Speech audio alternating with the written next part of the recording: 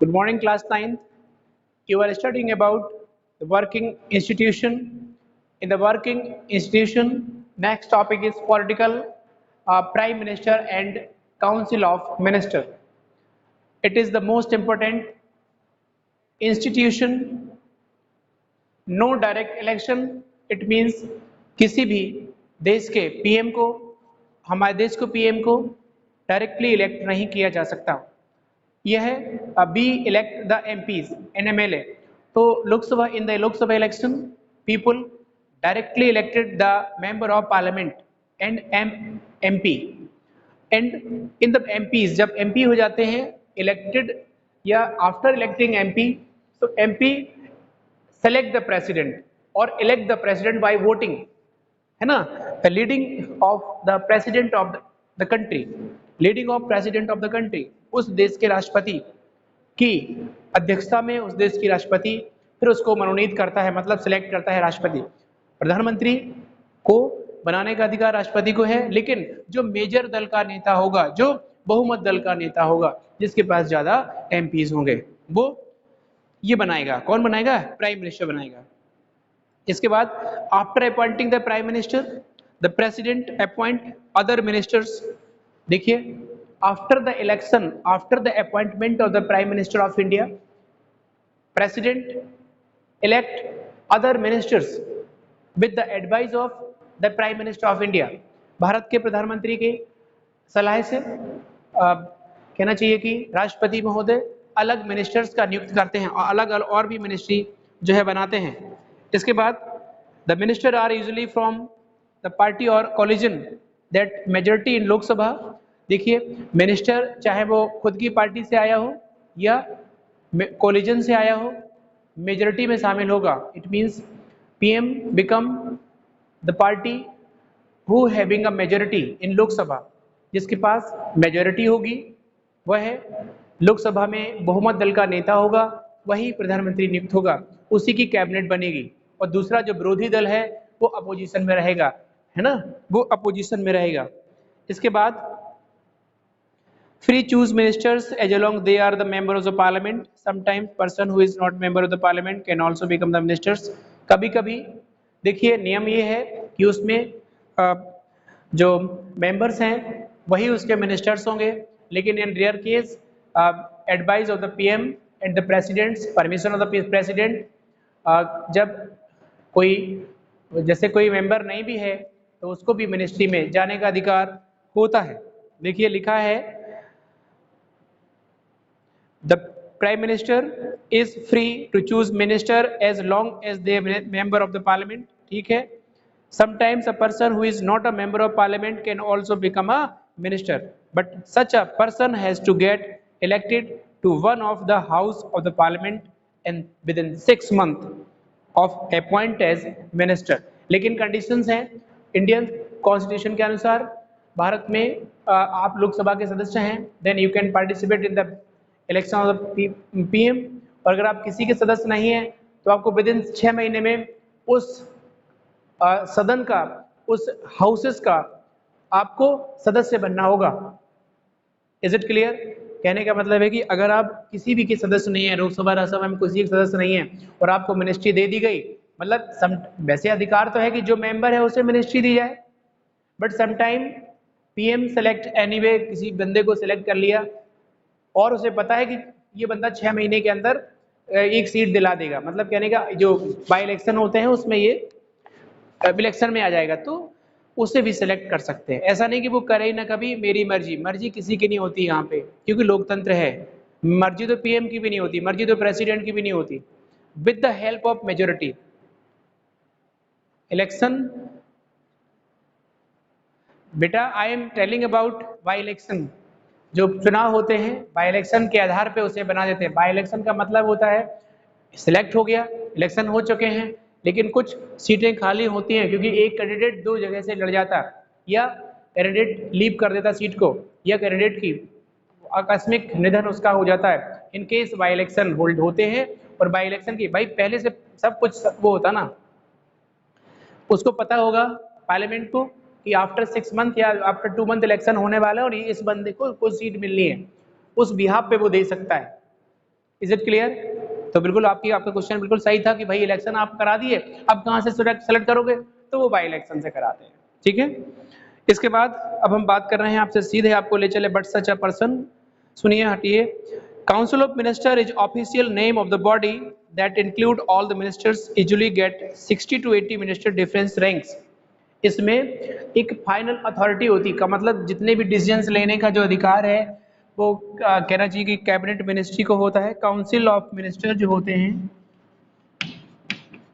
Council of minister,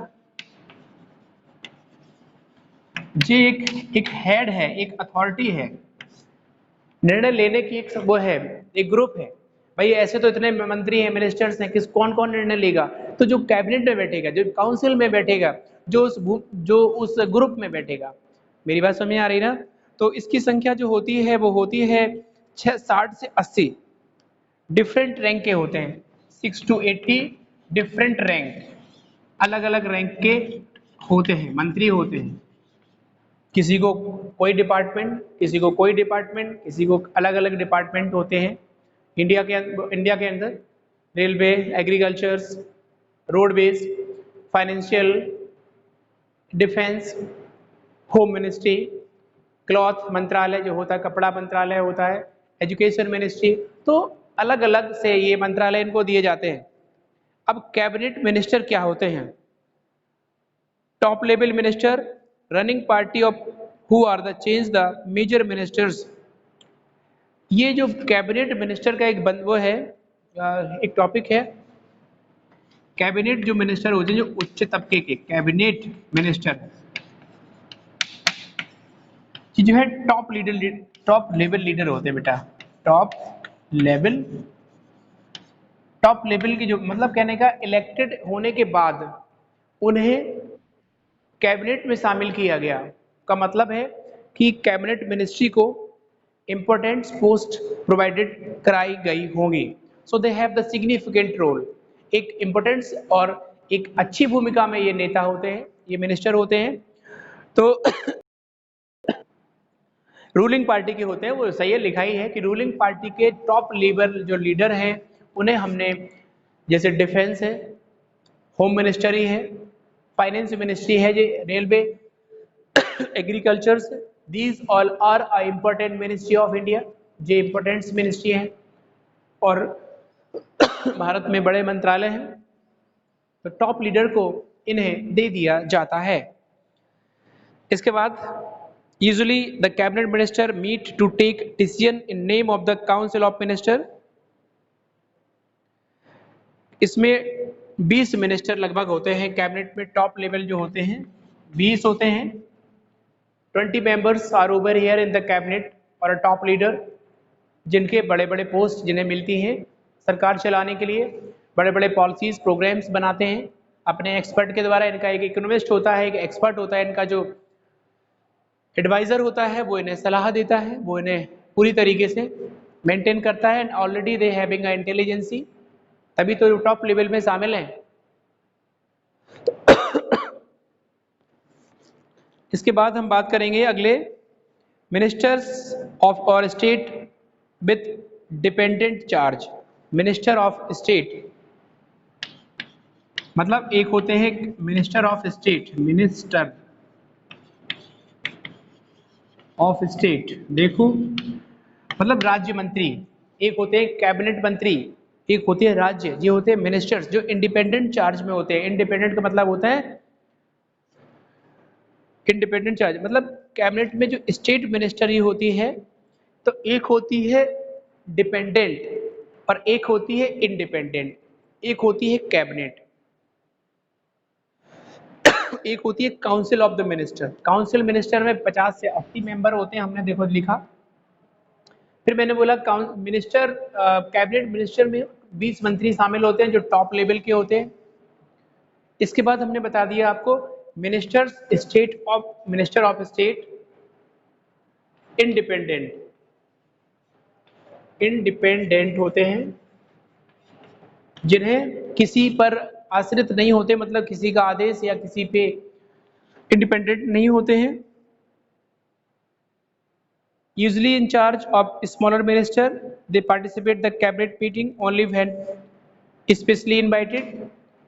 देख लिए ये जो मिनिस्टर हैं, स्टेट मिनिस्टर हैं, इंडिपेंडेंट हैं, वह है स्पेशली इनवाइटेड जब किया जाएगा काउंसिल ऑफ मिनिस्टर में, जब वो मीटिंग लेते हैं तो मिनी जो मिनिस्टर्स हैं, स्टेट मिनिस्टर इंडिपेंडेंस, एक विशेष आमंत्रण के बाद इस कैबिनेट की मीटिंग में पार्टिसिपेट कर सकते हैं।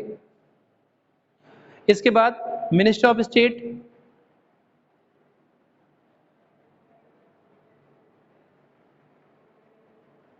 मिनिस्टर ऑफ स्टेट ये तीसरे तबके के मिनिस्टर्स हैं। देखो, मिनिस्टर ऑफ स्टेट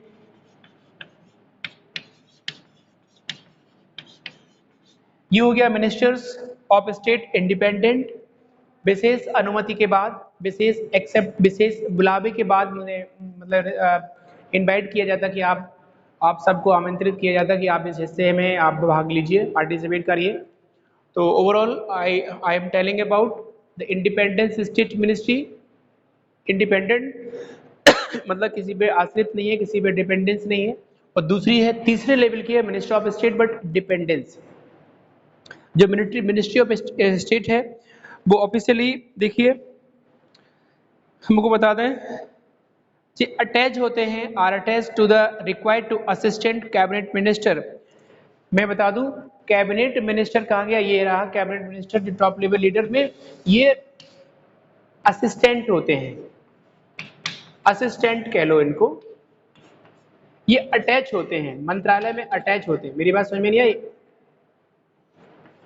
अटैच होते हैं।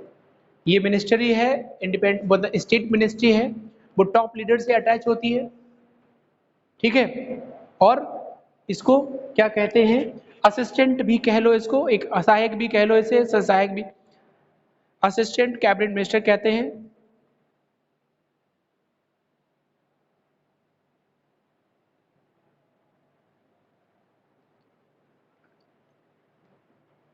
और ओवरऑल जो कैबिनेट है वो कैबिनेट मिनिस्टर्स हैं, वो एक टीम की तरह काम करते हैं, एक ग्रुप की तरह काम करते हैं, वेलफेयर फॉर द पीपल्स के लिए काम करते हैं जो मिनिस्ट्री है इंडिया में। स्क्रीनशॉट ले लो, चलिए कैन टेक।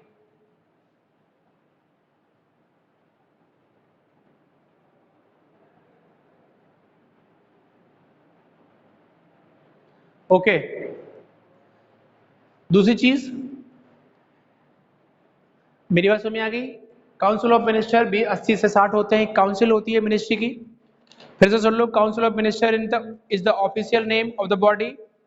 एक ऑफिशियल नेम है इसका, एक बॉडी का मतलब एक पार्ट है मंत्रियों की, एक सेना मंत्रियों का एक पार्ट, जो 60 से 80 होते हैं।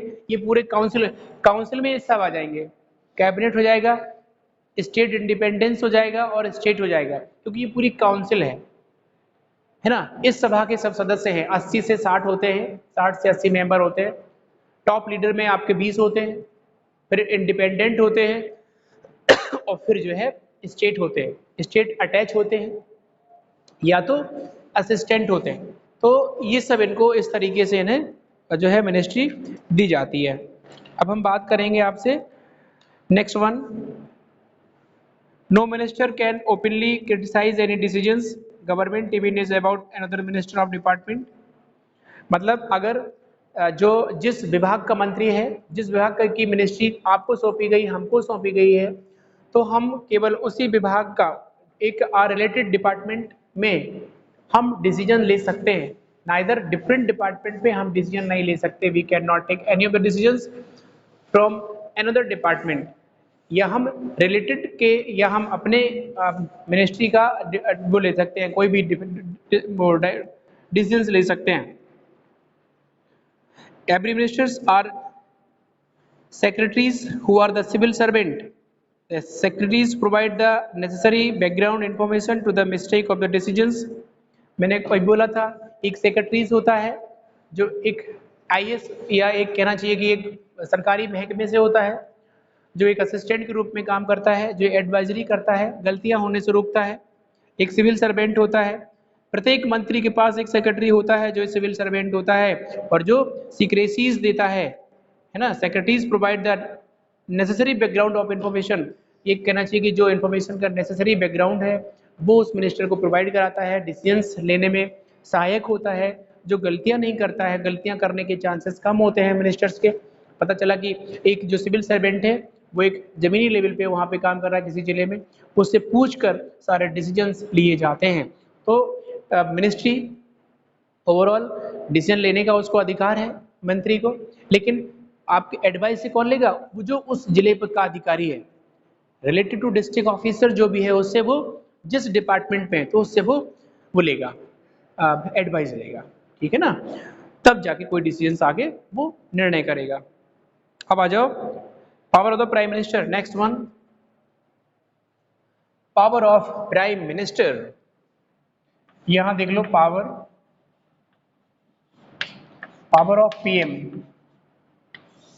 अपार शक्तियां हैं भारत में, प्राइम मिनिस्टर को इनॉर्मस पावर है, मेन एग्जीक्यूटिव है, पार्लियामेंट के हेड हैं, ठीक है। Even all decisions taken by respected PM of India, so all this power goes to in hand of the prime ministers but not alone। यहां पर किसी को एरिस्टोक्रेट नहीं बनाया गया, किसी को निरंकुश नहीं बनाया गया। even he has a mostly power and a highly power but the behalf of both house, रजामंदी होनी चाहिए दोनों हाउसेस की, ठीक है। हालांकि पॉलिसीज बनाते हैं और पॉलिसीज पास भी होती है, लेकिन behalf of the both house, क्योंकि जब वो मेजर दल का नेता है तो अगले को सपोर्ट तो मिल ही जाएगा, है ना। Thank you. नेक्स्ट में हम नेक्स्ट करवा देंगे। ओके।